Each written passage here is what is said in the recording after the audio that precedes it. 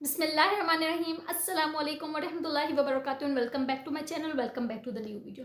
अच्छा देखिए, आज मैं आप लोगों के साथ बहुत सिंपल वजीफ़ा शेयर कर रही हूँ। वो वजीफ़ा इसलिए है कि कितनी ही लड़कियां हैं जो शादी के लिए अच्छे रिश्तों के इंतज़ार में बैठी हैं, ठीक है ना। कितने ही रिश्ते आते नहीं हैं, आते हैं तो कोई ढंग का रिश्ता नहीं होता जो आपके मुकाबले का हो, आपके लिए बेहतर हो, जो आपके नसीब में बेहतरी लाए, ठीक है ना। तो आज मैं आप लोगों के साथ इसका वजीफ़ा शेयर कर रही हूँ, एक बहुत अच्छा तरीका शेयर कर रही हूँ और ऑथेंटिक 150% काम करने वाला है। उस वजीफ़े का तो ये कहा जाता है कि ये वो वजीफ़ा है जो अपना निशाना नहीं छोड़ता कभी, ठीक है ना। मीन्स जो ये वो वजीफ़ा है कि अर्श पे कबूलियत का दर्जा रखता है 150%, इस बात से कोई डिनाई नहीं करेगा, ठीक है ना। तो मैं आप लोगों के साथ वो भी शेयर करती हूँ, लेकिन इसके लिए अब आप लोग मुझे थोड़ा सपोर्ट करो। आप लोग मेरे वीडियोस को देखते हो, पसंद करते हो, माशाल्लाह अल्हम्दुलिल्लाह, थैंक यू सो मच। लेकिन मैं चाहती हूँ कि आप लोग मेरे चैनल को सब्सक्राइब करो। मैं आप लोगों के लिए इतने ही मालूमात लेके आती हूँ, तो अगर आप लोग मुझे ज्वाइन करोगे तो बहुत बहुत थैंक यू होगा सबके लिए। अच्छा जी, देखें कितनी ही लड़कियां हैं जो रिश्तों के इंतजार में बैठी हैं, ठीक है ना। अगर आ भी जाता है तो वो सही रिश्ता नहीं होता, बाद में असलियत पता चल रही होती है, जब तक मंगनी हो चुकी होती है, बात पक्की हो चुकी होती है। या तो अच्छे रिश्ते आ ही नहीं रहे होते कि माँ बाप को मना ही करना पड़ता है, क्योंकि हम माँ बाप जो हैं वो अपनी बेटी को कोई गलत रिश्ते में नहीं बांधेंगे। 2 साल बिठाना पसंद करेंगे बनस्बत ये कि बच्ची को वहां बेच के तकलीफ देखें, ठीक है ना। तो मैं सबसे पहले तो आप लोगों को बताऊंगी कि देखें, हो जाता है, रुकावटें आती हैं, कुछ शैतानी रुकावटें होती हैं, ठीक है ना। लेकिन हमें अल्लाह पाक ने कुरान पाक दिया है, अल्लाह पाक ने हमें अपने करीब रखने का एक बहुत अच्छा जरिया दिया है, वो है सबसे पहले तो नमाज। देखिए, हम जब तक नमाज पढ़ रहे हैं ना, तो हम अल्लाह के करीब हैं, अल्लाह हमारे करीब है। हम अल्लाह पाक से जो चाहे मनवा सकते हैं, अल्लाह पाक हमारी सुनते हैं। देखिए, ये नहीं सोचना हमें कि शैतान हमें ज़रूर बहकाएगा कि यार हमें तो अल्लाह पाक ने तो हमें पसंद ही नहीं करता, हमारी देखो ना कोई दुआ पूरी नहीं होती, हम दूसरों का मुकाबला करते तो देखो उसके पास तो ये है, हमारे पास तो ये नहीं है, हमें ये सब शैतान बहकाता है। लेकिन यही चीज़ों को तो हमें सबसे पहले तो अपने अंदर से डिनाई करना है। अपने अंदर ये आदत अगर आई भी है या अपने अंदर ये सोच है, तो सबसे पहले तो हमें इस चीज़ को ख़त्म करना है कि अल्लाह हमें पसंद नहीं करता। हमें ये पता होना चाहिए कि अल्लाह हमें 70 माँओं से ज़्यादा प्यार करता है। जब हमें पता है कि हमारी अपनी माँ हमें दिलो जान से सबसे ज़्यादा प्यार करती है, वो अपने सब रिश्तों में सबसे ज़्यादा हमें अहमियत देती है, हमें प्यार देती है, तो जब वो हमें इतना प्यार देती है तो फिर अल्लाह तो हमसे 70 टाइम्स ज़्यादा प्यार करता है, ठीक है ना। तो हमें इस चीज़ का तो हमें निकाल देना है। फिर दूसरी बात, हमें अपने बिजी शेड्यूल में, हम जानते हैं यार, हम देखें अल्लाह को हम प्रायोरिटी नहीं दे रहे। हम अल्लाह को प्रायोरिटी इसलिए नहीं देते कि देखिए हमें किसी के घर दावत में जाना है, हमारे स्कूल के असाइनमेंट्स है, हमारे कॉलेज के जो ड्यूटीज़ हैं, या हम जो को भी जॉब करते हैं उनके जो भी प्रोजेक्ट्स हैं, हम सब के लिए टाइम निकालते हैं, लेट नाइट तक जागते हैं, ठीक है ना। सुबह जल्दी उठ जाता है। अगर रात के 2 बजे भी काम करके सोए और हमें 5 बजे फिर से प्रेजेंटेशन तैयार करनी है तो हम उठेंगे, लेकिन हम वही रात के 2 बजे और वही 5 बजे हम फजर के लिए नहीं उठेंगे, हम तहज्जुद के लिए नहीं उठेंगे। क्यों? क्योंकि हमने अल्लाह को प्रायोरिटी नहीं दी हुई। हमने किसको प्रायोरिटी दी हुई? अपनी दुनिया को प्रायोरिटी दी हुई।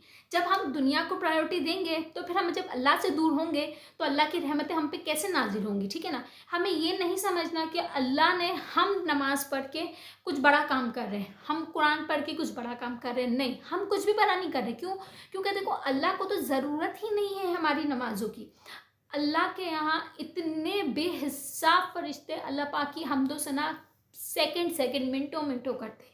तो अल्लाह पाक को हमारे 24 घंटे में मुश्किल से जो अपन, हाँ, जो हम आधा घंटा पौना घंटा जो 5 नमाजें पढ़ लेते हैं, तो अल्लाह को हमारे पौना घंटे की कोई वैल्यू नहीं है। अल्लाह पाक को कोई ज़रूरत नहीं है, लेकिन अल्लाह पाक ने हम पे फिर भी फ़र्ज़ किया ताकि तुम अपने लिए भलाई कर सको, अपने लिए बेहतरी कर सको। हम जब नमाज़ पढ़ते हैं, कुरान पढ़ते हैं, तो हम अपने लिए ही भलाई कर रहे हैं, हम अपने ही आगे के हमारे लिए आसानियाँ पैदा करवा रहे हैं अल्लाह पाक से, और हम अपने मकसद अल्लाह पाक से पूरे करवाते हैं। हम अपने लिए अल्लाह पाक से बेहतरी मांग रहे होते हैं, ठीक है ना। इन सेंस में मेरा ये बोलना है। अच्छा देखिए, जब हम अपनी सोच को बदली कर लेंगे, हम अपनी प्रायोरिटी जब अल्लाह को देना शुरू करेंगे ना, तो अल्लाह पाक हमारे लिए बेहतरीन वसीले बनाना शुरू कर देगा, ठीक है ना। सबसे पहले तो ये है।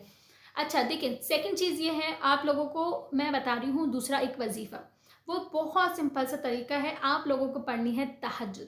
देखिए, तहज्जुद की मैं अगर आपको एक स्टोरी सुनाऊँ, किसी की मिरेकल स्टोरी सुनाऊँ, तो वो एक मिरेकल स्टोरी मैंने एक जगह स्टोरी में पढ़ी है, ठीक है ना। वो ये है कि एक बंदे के बहुत सारे घरेलू इश्यूज़ चल रहे थे, ठीक है ना। वो इनके इन लॉज के इश्यूज़ थे, ससुराल के इश्यूज़ थे, और बहुत अनबन थी, ठीक है ना, और काफ़ी इश्यूज़ थे जो उन्होंने खुल के नहीं बताए। अच्छा, वो इश्यूज़ सॉल्व ही नहीं हो रहे थे, मीन्स इतने बुरे तरीके तक पहुँच चुके थे कि भाई या तो घर टूटना था या तो बस अब समझो एंड यही था कि घर टूटने तक की कहानी आ गई थी, ठीक है ना। इस तरीके से कुछ इश्यूज़ चल रहे थे।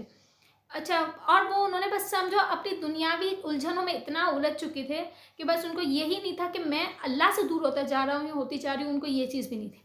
बस अल्लाह पाक का उनको सुझाना हुआ, अल्लाह पाक का उनके दिलों में डालना ऐसा हुआ कि उन्होंने तहज्जुद शुरू करी।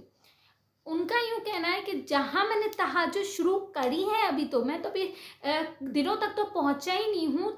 तहज्जुद मेरा शुरू करना और मेरे वक्त का ही बदलना, जो मेरे मसले थे वो यूँ हल होने शुरू हो गए कि मैं सोच नहीं सकता। और तहज्जुद का तो मैं मुझे एक बात याद दिमाग में आ रही है कि तहज्जुद का तो कहते हैं कि तहज्जुद एक ऐसा तीर है जो अपना निशाना कभी नहीं छोड़ता। मीन्स वो एक ऐसा एरो है, अगर आपने इसको पढ़ा है तो आपकी दुआ कबूलियत का दर्जा रखती है। आपको इतना 150% तहज्जुद पे भरोसा होना चाहिए। तहज्जुद पे इतना इसका मुफ़ीद है, इतना फ़ायदा है कि आप पढ़ते हो तो अर्श पे लाज़मी पहुँचती है और अर्श से वो रहमत बन के बरसती ज़रूर है आपके ऊपर, ठीक है ना। तो देखें, तहज्जुद के लिए आपको, जब आप चाह रहे हो कि आपकी आंखें की, देखिए शादी ऐसा नहीं है कि चलो बस एक प्रोजेक्ट है 10 दिन का ख़त्म हुआ चलो, नहीं नहीं, शादी ज़िंदगी भर का एक बहुत पावरफुल रिलेशन है, ठीक है ना। उसके वजह से आपकी पूरी ज़िंदगी उस पर डिपेंड करती है। अगर आपकी हैप्पीली मैरिड है, अच्छी जगह शादी हो रही है, आप मेंटली सेटिस्फाइड हो, तो आपके आगे के लोग जो होंगे, आपकी जनरेशन भी फुल्ली सेटिस्फाइड होगी। अच्छे बच्चे अच्छे दिमागी मेंटली सुकून में आएंगे, ठीक है ना। आपको खुद की आपकी ज़िंदगी आपको अच्छी लगने लगेगी। और अगर आप गलत रिश्ते में आ जाते हो, गलत जगह फंसते हो या ऐसे कुछ और इश्यूज़ हो जाते हैं, तो देखिए आप खुद भी परेशान हो, आपका पार्टनर भी परेशान है, वो अलग टेंशन में होगा, आप अलग परेशानी में होगी और इनकेस आगे की जनरेशन भी परेशान होगी, ठीक है ना।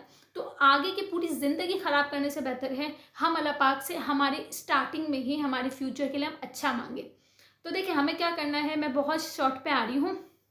देखिए हमें करना है तहज्जुद पढ़ना है। आपने तहज्जुद पढ़ा, तहज्जुद के बाद आपको जानमाज़ से उठना नहीं है, ठीक है ना। इसके बाद आपको पढ़ना है दुरूद शरीफ 3 दफ़ा, ठीक है ना। 3 दफ़ा दुरूद शरीफ स्टार्टिंग में, 3 दफ़ा दुरूद शरीफ एंडिंग में। और आपको पढ़ना है इसके बाद 41 टाइम्स आपको पढ़ना है सूरह फातिहा, अल्हम्दुलिल्लाह, ठीक है ना। सूरह फातिहा पढ़नी है 41 टाइम्स, अव्वल व आखिर 3-3 दफ़ा दुरूद शरीफ के बाद, ठीक है ना। मैंने इसका ये वजीफ़ा मैंने इसका ये भी इसके मुफीद मैंने पढ़े उस किताब के अंदर कि जो 41 दफ़ा जो हम सूरह फातिहा पढ़ लिया ना, एक बंदे ने एक इसने भी स्टोरी सुनाई कि उनके यहाँ काफ़ी सालों से औलाद नहीं हो रही थी, ठीक है ना। बड़े इलाज करा लिए, बड़ा सब कुछ करा लिया, लेकिन कुछ हल नहीं निकल रहा था, ठीक है ना। मीस बीमारी ही नहीं थी कि चलो हो, बस ये था कि अल्लाह को नहीं देना था, ठीक है ना। बड़े इलाज करे, सब कुछ किया, लेकिन आखिरी हल नहीं निकला। 7-8 साल कुछ शादी के हो गए। उनका यूँ था कि इनका बीच रात में उठना, अल्लाह से मांगना और 41 दफ़ा अव्वल वो आखिर 40 दिन तक उनका पढ़ना था, ठीक है ना। बस वो पढ़ना और इनके बाद अल्लाह पाक का उनसे राज़ी होना, इनके घर में खुशखबरी देना। वो यही कहते हैं कि ये मिरेकल नेक्स्ट में पॉसिबल था, क्योंकि ना बीमारी शो हो रही थी, ना कुछ इसका हल शो हो रहा था। मीन्स हम ब्लैंक थे, 8 से 9 साल हम ब्लैंक रहे, क्योंकि ना हमें पता था बीमारी हो रही है, ना कुछ हो रहा है, ना गुड न्यूज़ आ रही है, ठीक है ना। तो अल्लाह का करना यूँ हुआ। लेकिन इसके देखिए इसका करना यूँ है कि अगर आपने बीच में से स्टॉप किया है तो आपको फिर से इसको स्टार्ट करना पड़ेगा, ठीक है ना। जैसे आपने अगर 20 दिन पढ़ा और आपने एक दिन गैप छोड़ दिया तो नहीं, फिर आपको क्या करना है, फिर से 41 डेज आपको फिर से शुरू करना है। अगर ये चाह रहे हैं, अगर यही इशू अगर लड़की नहीं पढ़ पा रही है तो घर का आपका मर्द भी पढ़ सकता है, मीन्स आपका पार्टनर भी पढ़ सकता है, लड़का भी पढ़ सकता है। मीन्स इतनी पावरफुल है कि ये इतने बड़े बड़े जो इशूज़ है, देखिए बाकी दुनियावी इशूज़ तो देखिए चलते रहते हैं, इंसान है जब तक सांसें हैं तो चलती रहेंगी, इसमें इतना कुछ बड़ा गम मनाने वाली बात नहीं है।